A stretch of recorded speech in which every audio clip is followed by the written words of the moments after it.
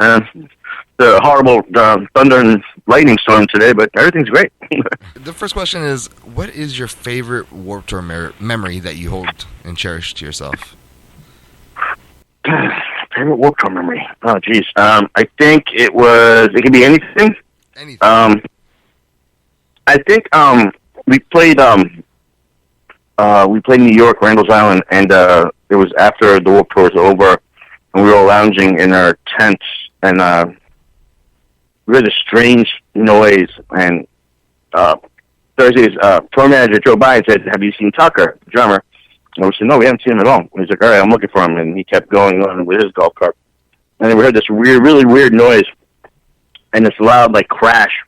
And Tucker comes flying out of the freaking forest that we were parked next to in a golf cart, like, total, like, I don't know, like, just flying out of those woods and just driving like it was nothing, holding a beer, and he just kept driving. And we were like, "Oh, there's Tucker." For some reason, that was like the funniest thing that ever happened, because it was like straight out of like an Animal House movie, you know? That's the only way to explain it. That's one of my best memories. Nice. That and all the dance parties on my bus. What was that about? No, we used to have a lot of dance parties on our bus back in the day. Just friends and stuff. Yeah, would that what kind of music would you guys get down with? We'd put on some good, techno, some good jams. I wasn't really the DJ, so I used to just crawl into my bunk and avoid everyone sometimes. So, but yeah, I mean, we had a really good time on Warped Tour. I mean, we did 2 Warped Tours. We did 2004 and 2012. And then 2012, we're a little older and wiser and jaded, so we weren't as crazy in 2012. What has Warped Tour meant to you? Well, I mean, touring, doing 2 whole Warped Tours, and me and a bunch of my friends went to the first one back in the day, and when they were holding it at National Coliseum, and that was pretty awesome. It was like Quicksand and Orange 9mm and Tilt. All those bands played, and there's just a lot of good memories. I mean, it's Warped Tour is an experience, like a big time. It could be hell, and then sometimes it could be just awesome. And I've always had good memories. Like when I would leave Warped Tour, you would bitch and complain, but then the minute you leave, you're like, "Oh, it's over," So, yeah. Fucking cool. What impact do you think the Warped Tour has had on the music community in general? I mean, it's a big thing. I mean, Lyman was the only person who took a chance at creating this music festival for this genre of punk rock kids and hardcore kids and metalheads, and took a chance on it and drove around pretty much the world with it and inspired so many kids to pick up a guitar and play. I can imagine how many bands came out of the experiences kids had at Warped Tour. Yeah. Yeah.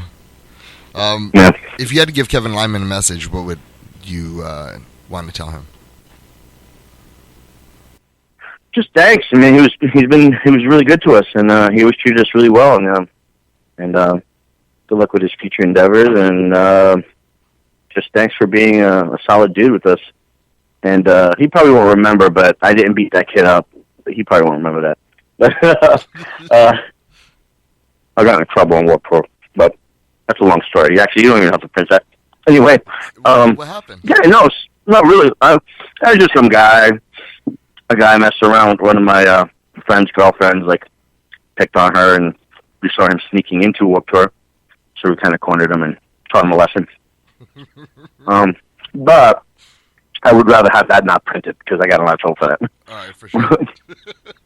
But no, Kevin did a lot for us. He was just a good guy. I don't really have much horrible things to say about him. And I know that you did tell us a funny story but do you have another funny story? Because it seems like that the Warped Tour is the land of misfit children, and I swear to God, like, there's so many great stories that everyone's saying. I was wondering if you had another one. Right. Another one? Yeah. Tucker flying out of the forest in the golf cart holding a beer wasn't crazy enough? Oh, jeez. I mean, there's just so many, like, you know, a lot of the dance parties afterwards were fun. The barbecues were always great. You know, getting to know people. I think the one time we were in Calgary and we had to stop playing in the middle of our set because there was a tornado literally going across the field. That was pretty crazy. That's awesome. Yeah, it was pretty insane. It was hailing on us, and I mean, it was just like right there. It was pretty crazy. I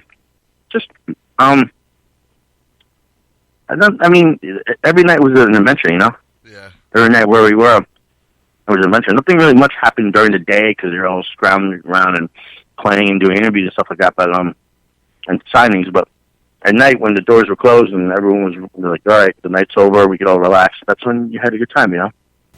Yeah. All right, Ed, thank you so much, man. We appreciate your time. What's up? I said thank you so much. We appreciate your time.